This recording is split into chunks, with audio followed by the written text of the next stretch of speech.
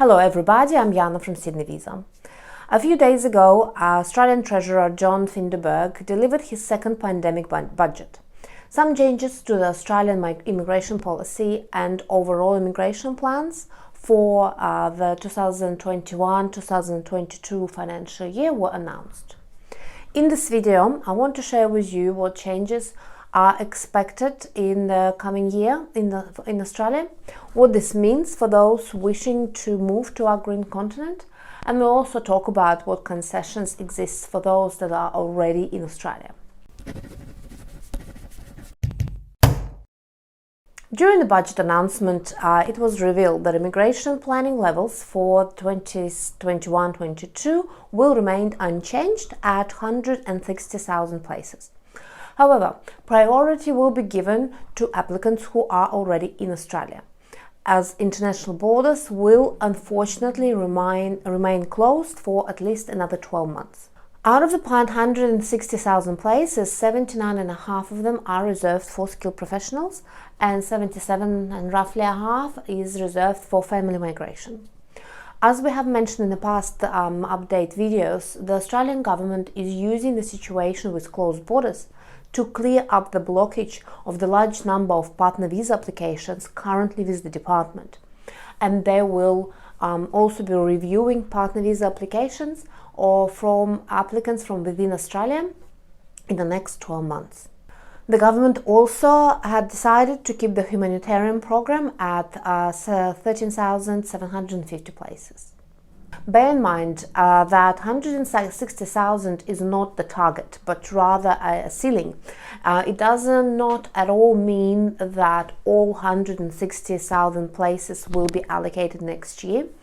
There are many factors that must be met for the anticipated immigration flow to reach its ceiling, including vaccine deployment and important decisions such as opening of Australian international borders for skilled migrants. Also the number of new COVID cases and the safe quarantine program, one that can accommodate more returning foreigners, including skilled immigrants and international students. Professional migration next year. So in the context of the visas, the budget document states that the government will continue to prioritize employer-sponsored visas, also global talent, business innovation and investment programs as part of the skilled migration program. This is not surprising, as our Treasurer had said that managing COVID effectively in Australia makes us an even more attractive destination for the best and the brightest from around the world. And indeed, in our practice, we are seeing that more and more inquiries are coming from highly talented people from all over the world wanting to come to and relocate to Australia. The talent quota remains at the high level of 15,000 places for the next year. Many business people and investors also seek to come to Australia. There are currently no entry restrictions for them, so business visa holders can enter Australia in the same manner as citizens and residents. They do not require an exemption. All they need to do is to show their visa at the airport. Then employer-sponsored visas are also, as we mentioned, a priority, particularly if your employer is based in regional Australia. It is even possible to enter the country on a temporary work visa with a special permit if your profession is in the priority list. Of course, this year's skill-independent and state and regional nominated immigration is expected to be lower than in previous years. Many expect an average migration in Australia to be down to the World War II levels.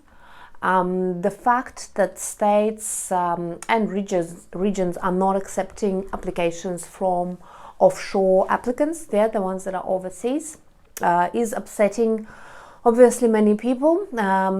Nevertheless, once the borders will open, the flow will increase manifold.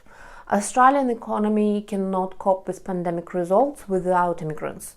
Everybody knows that. The Australian economy has been sustained by the immigrants for decades. Many industries currently suffering from labor shortages that can only be filled by the skilled immigrants and international students. So the government understands that. but it needs to wait to see how the pandemic develops in the rest of the world before they can make any drastic decisions about opening the borders. So, for those who are not sure whether to start the preparation process now or to wait for some changes or the opening of the borders, we recommend that you start the process early. The skill migration is a long process, right? Your skill assessment, getting the right English score, it takes a decent amount of time. And it is better to wait for the borders to open with the full package and prepared documents like skill assessment, good English test results, and possibly a completed NAATI CCL test. We have emphasized many times, and I will reiterate here, that applying for a skilled visa has nothing to do with the temporary closure of Australian borders. For those who are just planning their journey, talking about closed borders is quite pointless, as they don't have the right, i.e. the visa, to cross those borders yet. So you need to first get the right, so the visa, especially since it is complicated and time consuming, then can take anywhere from 5 months to 3 years. Therefore, this process should be started in advance rather than waiting for some technical changes at the border. Let's talk about the return of the foreign students to Australia.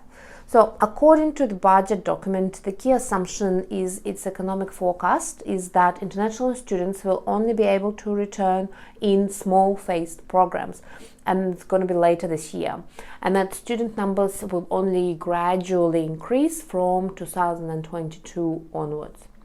However, on the other hand, the New South Wales government is announcing that it's planning to create an alternative quarantine program for international students to facilitate their return as early as the end of 2021. The state is developing a plan to revitalize the international student and education sector in the context of the current quarantine system. So we look forward to seeing what they come up with after all, and what it's going to look like. Perhaps an alternative quarantine will be offered for vaccinated students, for example. We don't know. But as soon as there are announcements, we will be obviously sure to share them. So make sure you do subscribe to our channel, and you also recommend you to follow us on our social media like Instagram and Facebook.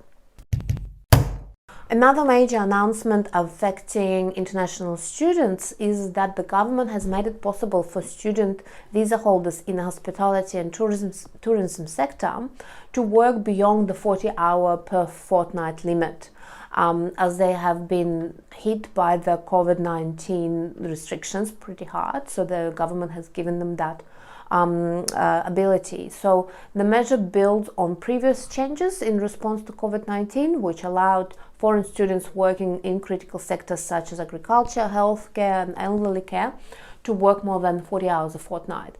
So as I said, exciting news that currently people within the hospitality industry and tourism industry can also work beyond that limit. The additional concession were also given to some temporary visa holders. So back at the beginning of the pandemic in March 2020, many temporary visa holders in Australia were unable to leave the country because of the flight cancellations and so forth. So at that time, the government suggested that they apply for the 408 visa. So it was the special event visa. This visa has since been reclassified as a pandemic event visa. So until recently, this could only be obtained by those who either cannot fly out of the country because of coronavirus, or if they were employed in the important sectors of the economy. And the sectors were agriculture, food industry, healthcare, elderly care, childcare. And most recently, again, the tourism and hospitality industry has been added to that list. So, unemployed waiter or a chef can apply for this visa, which can be valid which has a validity for up to 12 months. So if you are in Australia and would like to discuss your possibility of applying for this visa, please book a free consultation with us. I will leave the link to the booking form in the description to this video. That's it for now. Please don't forget to subscribe to our channel. Please like our video, and if you have any questions, I invite you to ask them here in the comment section below. So cheers from down under. Goodbye.